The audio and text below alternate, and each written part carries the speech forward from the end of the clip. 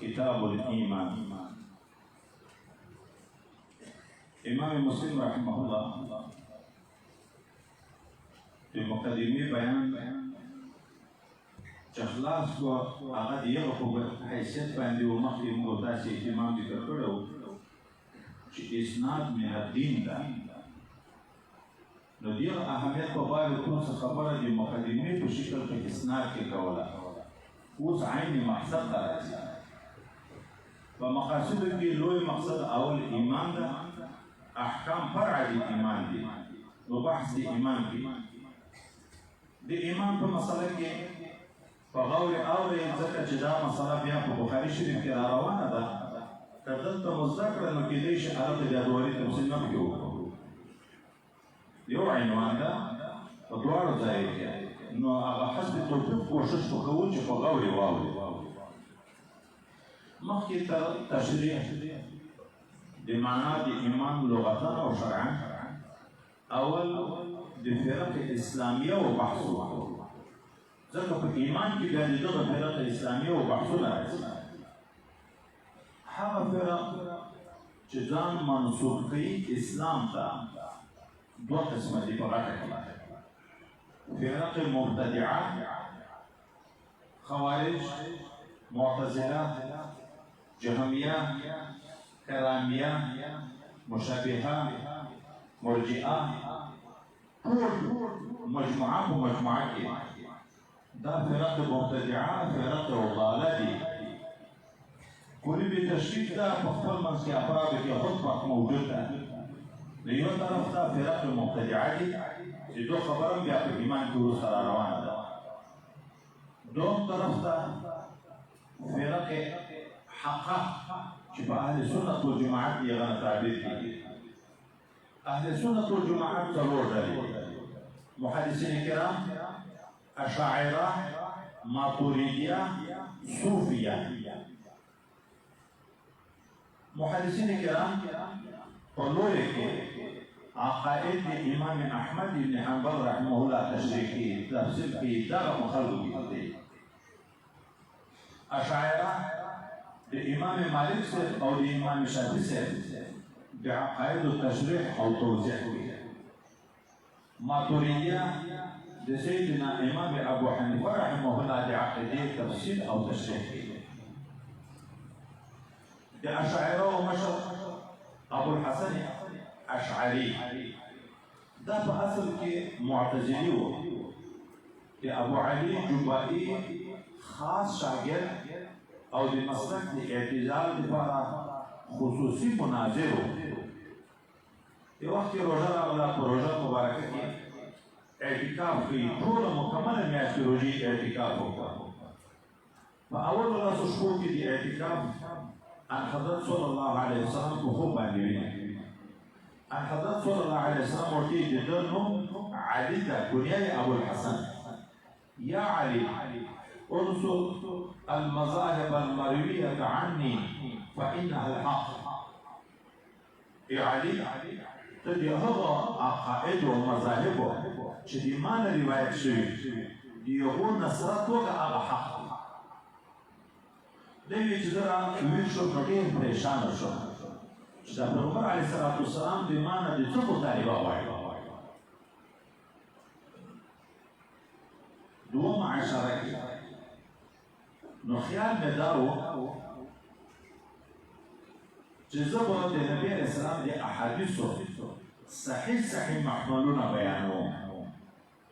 خپل خیال باندې چې دومه عشره کې مې بیا خوب ولید ان حضرت صلی الله علیه وسلم راته وایي چې یا علي ما فعلت فيما امرتك، ما چې درته ویلي وو په د کوم عمل وکړه، څه پرې دې وکړه؟ وایي ما ورته جواب کې وویل چې امید ده زه به هغه کار کوم د تا د روایاتو لپاره په محامل صحیحه بیانوم. ده بیا راته وویل چې ما خو دا امر درته کړی ده چې هغه روایات چې د ما نه کوم مذاهب نقل دي د هغو نصرت وکړه، هغه حق دی. دی وایي چې راویښ شوم نو د ځان سره مې فیصله وکړه چې علم کلام پرېږده، د علم کلام بحثونه او مناظرې دا معتزله خو ټول په عقایدو کې کنه خراب شوي دي دا پرېږده نور د قرآن عظیم شان تلاوت د احادیثو مبارکه و سماع نقل دغه خدمت باندې لګیا شي په درېیمه عشره کې د یوویشتم په شپه کوشش کوم چې دا ټوله شپه په عبادت تېره کړم خو خوب راغی ډېر غالب شو خوب نو افسوس مې وکړو چې دا نن شپه مې احیا اراده وکړل ته خوب راباندې غالب شو نو بیا ویده شو چې ویده شو بیا هم حضرت صلی الله علیه وسلم په خوب باندې ویده نو راته بیا وی ما چې کوم امر درته کړی و تا څه وکړه وایي ما ورته ویل چې بس ما فیصله کړې علم کلام مې پرېښی نور به د قرآن عظیم شان د احادیثو مبارکه و خدمت کوم حضرت پیغمبر علیه السلام بیا راته ویلې ما امرتك بترك الكلام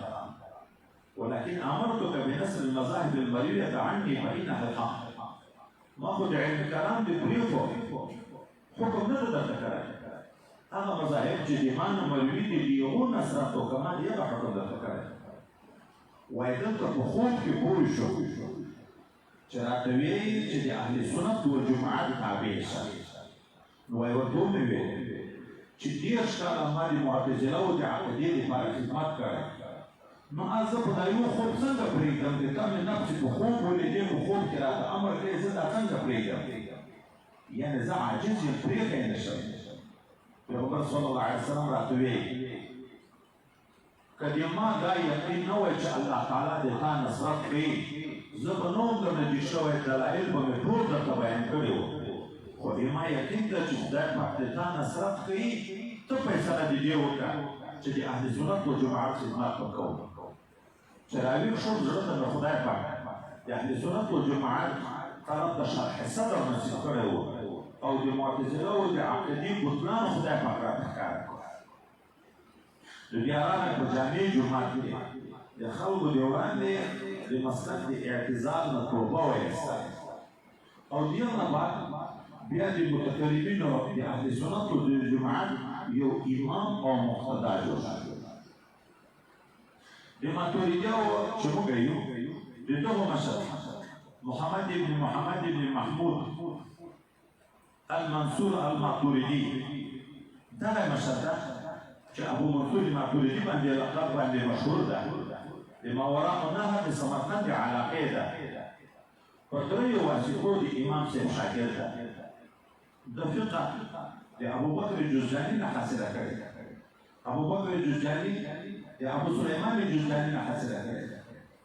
ابو سلیمان جوزجاني د امام محمد رحمه الله امام محمد صاحب د امام صاحب شاګرد ده ابو الحسن اشعري ابو منصور الماتوریدي دواړه د حضرت امام طحاوي هم عصر همزوري دي د دې په خپل منځ کې اختلاف په ډېرو کمو شیانو کې ده لکه یو چې ما درته بخاري شریف کې یاد کړو چې صفات ذاتي د الله خو اتفاقي دي چې قدیم دي په صفات فعلیه کې اختلاف ده ماتوریدي وایي تکوین اصل د صفات فعلیه او دا هم قدیم ده او دوی وایي چې صفات فعلیه حادث نو د دې اختلاف په اصولو کې ډېر کم ده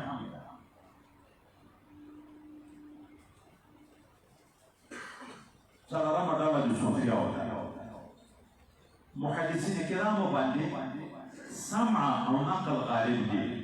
هغه د هرې مسلې لپاره کوشش کوي نقلي دلایل بیانوي قرآن او حدیث بیانوي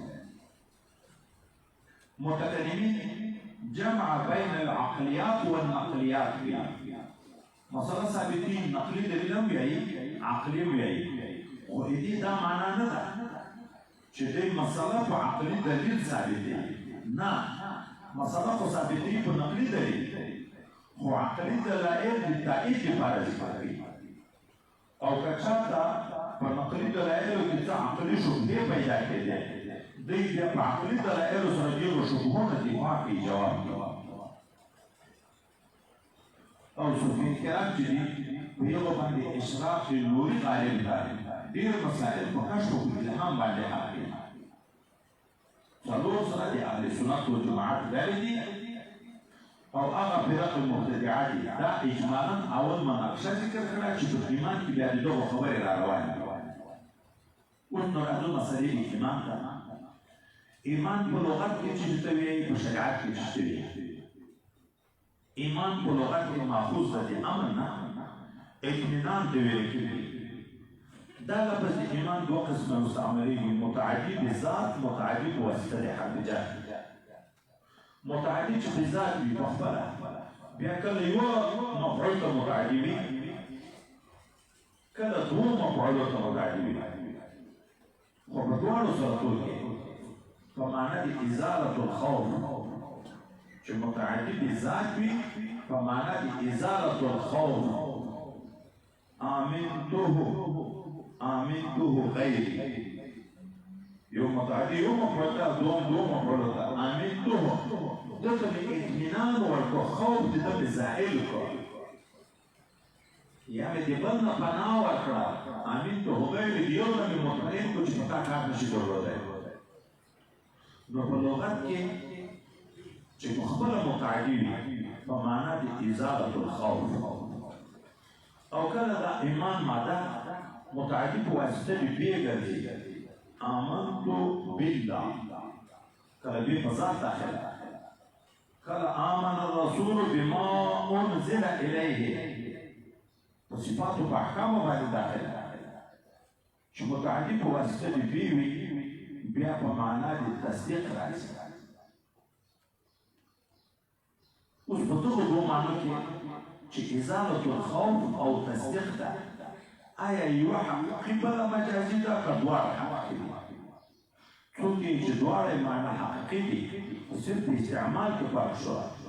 چې متعدي بذات وي نو حقیقي معنا یې ازالة الخوف چې متعدي په واسطه د بې وي حقیقي معنا یې تصدیق او څوک وي چې نه حقیقي معنا یې ازالة الخوف ده خو تصدیق ته چې ایمان ویل کېږي مجازاً ځکه په تصدیق کې ازالة الخوف من التکذیب وي چې د چا تصدیق وکړي خو هغه مطمئن شو چې د ما ځای تکذیب نه کړي دغه معنا باندې اطلاق دا مجازاً ده کله ایمان متعدي په واسطه د لام ګرځي انؤمن لبشرین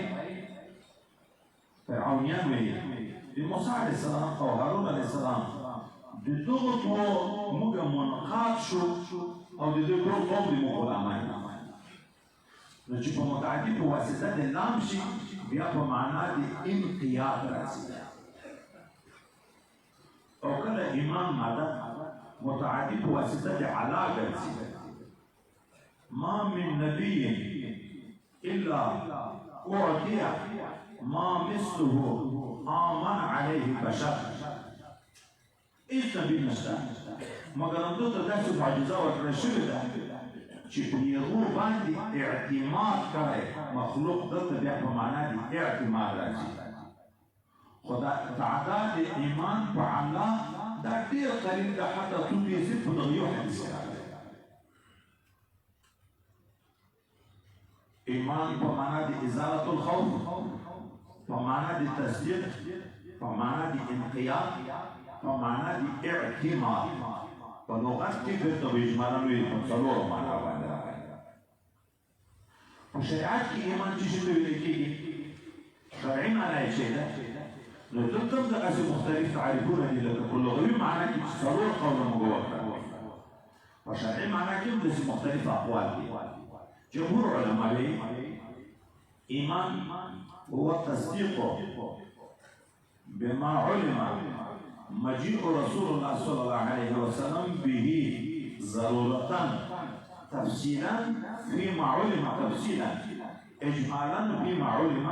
اجمالا تصديق ده فأضع أموره چې رسول الله صلى الله عليه وسلم راتب په امور باندې یقیني محتمل دي بیا تصدیق د تفصیلا په هغه امورو چې یو حاله موږ ته تفصیلا معلوم دي او اجمالا په هغه امورو چې یو حاله موږ ته اجمالا معلوم دي لکه پنځه وخته لمونځ موږ ته ټول کیفیات بالتواتر معلوم دي تفصیلي نو په دغو باندې په عدد په رکعاتو په کیفیت په هر څه ایمان تفصیلي پاتې زکات موږ ته د نصاب او د کیفیت ټول شروط یې بالتواتر ثابت دي تفصیلا د اشتباه او د شک ځای نشته پکې په دغه باندې ایمان تفصیلا حج دغسې احکام تفصیلا موږ ته ثابت دي په ایمان تفصیلا خو د قبر د عذاب خبرې په دغه کې وضوحات دي یو د دغه قبر مجموعه من حيث المجموعه د برزخ د حال زندگی ده او د عذاب او د راحت خبره ده دا بالتواتر ثابت ده په دغه حیات برزخي او په عذاب او په راحت باندې ایمان کومه قطعي او تفصیلي پاتې یوې جزئیات چې چاته ماران په مسلط کېږي په چا لړمان مسلط کېږي په چا مځکه راځي څوک په ګوزونو ویل کېږي دا په اخبار احادو ثابت دي په یوه باندې تفصیلي ایمان په موږ نه رسوي په مجموعه اجمالي ایمان په موږ به هلته اجمالي ایمان راوړو دغه شان د انبیاو په باب کې دوه خیره حالات د مجموعات من حيث المجموعه انبیاو باندې ایمان اجمالي فاصله کوو ذكر كل انبياء تفسيرا مختلفا معلوم منهم من قصصنا عليه ومنهم من لم نقصص الله يجوزون بالتفسير تفسير التكلي يجوزون هنا يقول لك وصلوا بزرع كم وجاء الانبياء ده ايمان اجمالي خذكم انبياء وحال شي تفسيري ذكر شويه ده قرآن عظيم الشان يقول هنا غلي مثلا لك مشهور آدم عليه السلام نوح عليه السلام إبراهيم عليه السلام إسحاق عليه السلام إسماعيل عليه السلام يعقوب عليه السلام يوسف عليه السلام موسى عليه السلام هارون عليه السلام زكريا عليه السلام يحيى عليه السلام داود عليه السلام سليمان عليه السلام عيسى عليه السلام محمد صلى الله عليه وسلم دغه انبیاء دغه څلور چې هغه څو تفصیلي ذکر شوي په یو ایمان تفصیلي پاتې او چې ټول نومونه موږ ته نه دي ذکر شوي په یو ایمان اجمالي فرض ده ایمان اجمالي دا معنی ټول انبیاء حق دي د الله د طرف نه نمایندګان دي دوی چې څه ویلي هغه ټول حق د کتابو په باب اجمالا په ټولو کتابو یو سره څلور کتابونه د ایمان په لازم وبدا ضرور كتابه تفسيري ومنظر عليهم توراة موسى عليه السلام انجيل عيسى عليه السلام زبور داود عليه السلام قرآن عظيم الشان محمد المصطفى صلى الله عليه وسلم ده اول تعريف شرعي لإيمان لجمهور علماء وبراء خوز در تصوف سؤال فيه فضل تعريف دي ضرورة قيسي كالشرع تصديق ده بما علم مجيء رسول الله صلى الله عليه وسلم به ضرورة دي ضرورة معناها شخص كده بطاحة ده معنى مشهور كل خبر عن العوام والخواص مشهور به يقوم بالإيمان ضروري أما عوام تقنوه مشهور يقوم بالإيمان نبي ضروري أو هذا غير أمر من به أمور دي چې په یو ایمان فرض ده اگر که عوامو ته یو علم وشي دغه شهید احمد عثماني صاحب جواب کوي چې ضرورتا قید په معنا د بداحتن د صحیح ده خو بداحت په نسبت سره هر چا ته نه ځي نسبت ده چې چا د دین سره تعلق وي یعنی علما مبحرین وي د خواصو په نسبت چې مشهور وو د خواصو په نسبت يوم بعد ایمان په موږ باندې فرض ځکه دا ورته مقلدین دي او علامات خزانی بیا جواب کوي چې ضرورتا په معنا دی بداحتا نه ده ضرورتا په معنا دی یقینا ده چې کوم شی په یقیني توګه ثابت وو یعنی په اخبار او حادثو چې ثابت شي هغه زویني چې په یقیني توګه ثابت وو بیا د ایمان په موږ باندې فرض امام غزالی رحمه الله هذا الإيمان تعريف دوم أو لجمهور تعريفه امام غزالی رحمه الله أغلب الإيمان هو التصديق بجميع ما جاء به النبي صلى الله عليه وسلم والكفر هو التكذيب بشيء مما جاء به النبي صلى الله عليه وسلم. ایمان تصدیق ده وطول امور رسول الله صلى الله عليه وسلم پیغمبر راته کړی. اما کفر تکذیب ده په یو دي امور، یو کې ایجاب کلی بلکې سلب جزئی. چې یو مؤمن به هیڅ منکر شوم لار کافر شو، چې یو آیات منکر شوم کافر شو. خو په تعریف کې که وګورو دواړو کې د مکلف افعال ذکر شوي، تصدیق تکذیب. تصدیق ده په ما جاء به باندې ایمان، تکذیب ده بشیء مما جاء به کفر. نو ټول سوال کوي چې دلته خو واسطه بین ایمان او کفر ثابتېږي. یو سړی ته په یو مسله نه تصدیق لري نو تکذیب کوي. نو د دغې وجه نه ایمان راځي تعریف بدل کړی. ایمان تصدیق ده بجميع ما جاء به النبي صلى الله عليه وسلم. خو کفر عدم التصدیق بشيء مما جاء به، چې تصدیق نه و که تکذیب نه وي هم، چې تصدیق نه و چې تکذیب نه وي هم، بس یو ځل چې تصدیق رانغی هغه انسان ته کافر ویل کېږي. چې دا د نبي علیه السلام نه یو شی ثابت وي یقیني او دی هغه تصدیق نه کوي، نو ده هم کافر دی. شاه عبدالعزیز صاحب ابه د ایمان اصطلاحي معنا داسې ذکر کوي چې ایمان تصدیق ده په جميع ما جاء به النبي صلی الله علیه وسلم، اقرار ده باللسان، عمل ده بالارکان، خو به شرطي و خبره شرطي چې د قرآن آیاتونه په هغه معنا حمل کوي چې مراد شارع ده.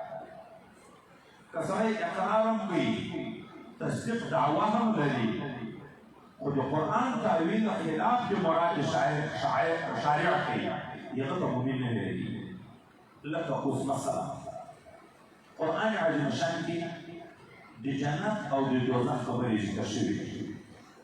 او دا ولې د تواتر ثابت دي. بعضې خبیثان د جنت او د دوزخ معنا داسې ذکر کوي چې قرآن چې کومه مراد هغه ټول ختمېږي. دوی ویل چې جنت عبارت ده د روحاني خوشحالي، جهنم عبارت ده د روحاني خفګان. حقیقي بلډینګونه، حورې، غلمان، خوراکونه، تختونه چې په جنت کې دي دا یو شی نشته. د جهنم 19 قسمه عذابونه یو شی نشته. جنت بس د خوشحالۍ د روح نه عبارت ده، جهنم د خفګان د روح نه عبارت ده. اوس دغه معنا چې دوی اخلي که داسې موږ داسې په نن سبا کتابونه کوي الاحیا د هدایت الحکمت وګورئ، د میدوزي د هدایت الحکمت الاحیات وګورئ، فلسفه داسې معنا کوي. دا به مؤمن نه وي که هر څومره دی تعویل لري هم د ایمان. ځکه قرآن عظیم شان کې احادیث مبارکو کې حقیقي معنا اخیستل شي، مجازي تعویل نشته. عین ودونه دي، عین بنګلې دي، عین خوراکونه دي، مجاز نشته. شاه انور شاه کشمیری رحمه الله هغه به د ایمان په اصطلاحي معنا کې تعریف یې داسې ویلي: ایمان تصدیق او اعتماد ده په جميع ما جاء به رسول الله صلی الله علیه وسلم، خو من حیث انه رسول. دا د ده په خوله اعتماد ده، ځکه یې منم چې رسول الله ویلي دي، نه داسې چې اعتماد په خپل عقل کوي. څوک دین د عقل تابع بولي، چې عقل یې ادراک کړی شي هغه مني، چې عقل یې ادراک نه شي کړی هغه بیا نه مني، تاویلونه دې کوي. لکه د اکثره مبتدعین د برزخ د حالاتو نه، د قیامت د حالاتو نه انکار کوي. فلا وربك لا يؤمنون حتى يحكموك فيما شجر بينهم. خو بیا څه وایي؟ ثم لا يجد في انفسهم حرجا مما قضيت ويسلموا تسليما. ایمان هغه ده چې اطاعت او فیصله به تسلیم کړي، انقیاد وکړي، زړه کې به د یوه نه پرته قبض دا شی نه دي. امام محمد رحمه الله هغه اصطلاحي معنا د ایمان کې وایي ایمان تصدیق ده په جميع ما جاء به رسول الله صلی الله علیه وسلم، خو ورسره یو قید اضافي سره له براعت د کفر نه چې اعلان د بېزاري به هم کوي لکه ابراهیم علیه السلام اني بریء اعلان کړی ده ته هم د براعت اعلان هم کوې دا معنا خو د کفر نه بېزاره یې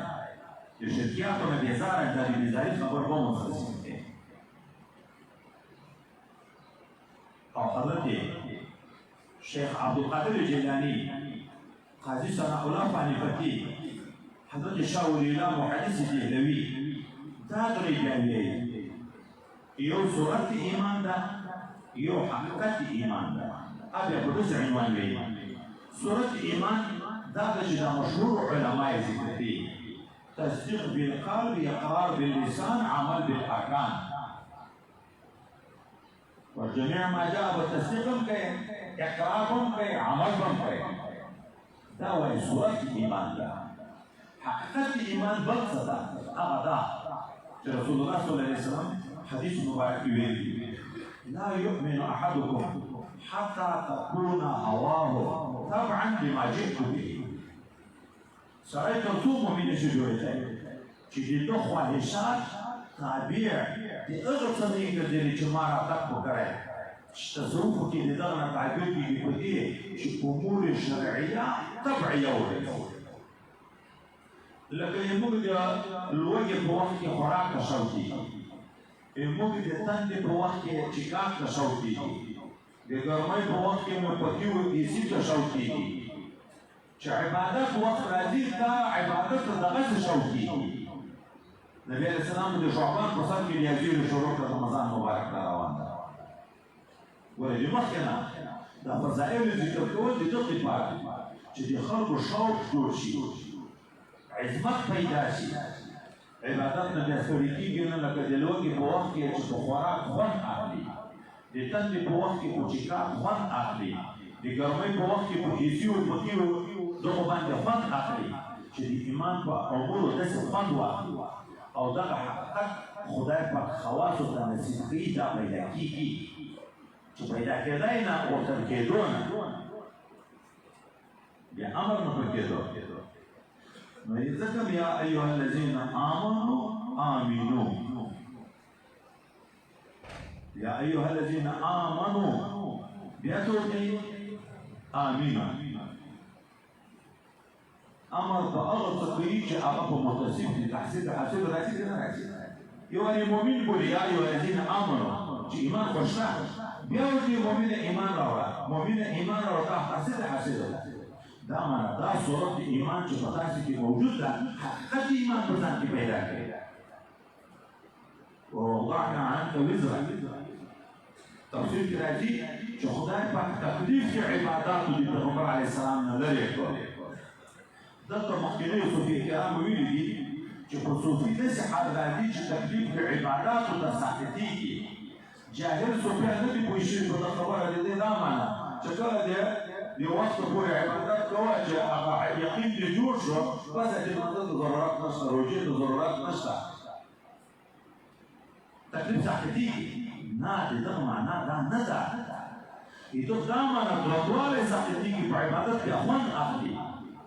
عبادت خو دې موږ الله تر مرګه غواړي واعبد ربک حتی یأتیک الیقین عبادت تر مرګه کوه او هلته وایي چې عبادت تکلیف ساقطېږي نو دا معنا ووضعنا عنک وزرک درنډوالی لکه د موږ په نفس بوج وي بوج که سړي ته د احادیثو د ویلو خوند پیدا شي بیا ګرمي برداشت کول اسان شي په یوه مجلس کې موږ تاسې د یو عالم په مسلم کې د نووي په حواله ونه ویل چې په مجلس کې 10,000 کسان کېناستل که 10,000 کسان کېناستل سپیکر و پکی و برق و او وطن د عربو ګرم و کسور 10,000 کسان په یو ځای کې کېناستل 900 استادانو نه علم حاصل کړی 900 د 1000 کسانو نه بیا د علماو تاریخ موږ تاسو بیانوو بخارا نه نیولې تر مصر پورې تر شام پورې بخارا ته مصر ته شام ته کوفې ته بصرې ته بغداد ته نیشاپور ته بلخ ته هرات ته رای ته دغو ټولو ته دوی سفرونه کړي دي په یو علم حاصلولو پسې ملکونه کتلي او په داسې لوږې کتلې دي چې موږ تاسې د بخاري حالات واورېده چې کله یې د لوږې نه پاڼې خوړې، کله یې د لوږې نه یو دوه بادامو ګزاره کړې، څلوېښت کاله یې ترکاري نه ده خوړلې. حلاوت ورته پیدا ده، امور شرعیه طبعیه ګرځېدلې دي. لمونځ کوي په لمانځه ولاړ ده، 14 ځایه یې موچې چیچي. موږ تاسې د حالات ویلې 14 ځایه یې چیچي، خدای لمونځ ورته کوي. صحابي په لمانځه ولاړ ده، مشرک یې 3 وارې په دې شي ولې 3 ځایه بدن په دې شو سروي کېږي، خدای لمونځ ورته کوي. هغه خوند چې په عبادت کې ده، هغه خوند دومره ده چې دا تکلیف ورته اسانه ده. دا تکلیف برداشت کول دا ورته اسانه ده، غېږې په بدن ننوځي، خو لمونځ نه قطع کوي. صورتګاه مې شروع کړی، تبلیغ کې دومره خوند ده چې پرېږدی نه شي. نو صوفي کرام ګورې، دا صوفي کرام خو چې سړی کتابونه وګوري، اصل علم د دې سره ده. ما د یو صوفي حضرت نجمالدین کبرا په تفسیر باندې سږ کال په بسم الله کې خبرې وکړې، یوه بیلګې چې څومره خبرې یې په دا ټول کتابونه د علم ظاهر وګورئ، دا راته پیدا کړو. خو داسې نه و چې د خلکو په اصطلاح کې چې صوفیان دغه دي چې صرف ذکر کوه. حقیقت که علم یې په کشف، حضرت مجدد صرف ټول علم په کشف معلوم کړی، ټول مسایل. زما یو شاګرد و، ده به ویلې مختصرماني حسامي هدایه دا کتابونه ووایي. مختصرماني چې ګورم د مختصرماني ځان ته انوارات وي، چې اصول حسامي ګورم د هغه بیا ځان ته انوارات وي، چې هدایه ګورم د هغه بیا ځان ته انوارات وي. هغې په مطالعه سره کېږي. نو ایمان شرعي معنا د جمهورو معنا مې ګوتې درته وکړه. د امام غزالي معنا دومه شوه، د امام محمد رحمه الله معنا دریمه ګوتې شوه، د شاه عبدالعزیز معنا ګوتې شوه، د شاه نورشاه کشمیري صاحب ګوتې شوه، د شیخ عبدالقادر جیلاني، قاضي ثناء الله پانیپتي، شاه ولی الله رحمه الله معنا په یوه یوه قید کې په مجموعه کې خو اصل محور په تصدیق د جميع ما جاء ده. و دغه نور قیدونه وو، شپږ معنا شرعي د ایمان موږ داسې واورئ. نو چونکې ویده یې کتاب به نه ده کتلی، په دغه ځای بس کړو، نور بیا ګورو که نه. ګورئ به یې دغه بعد بیا به بیا کېدی شي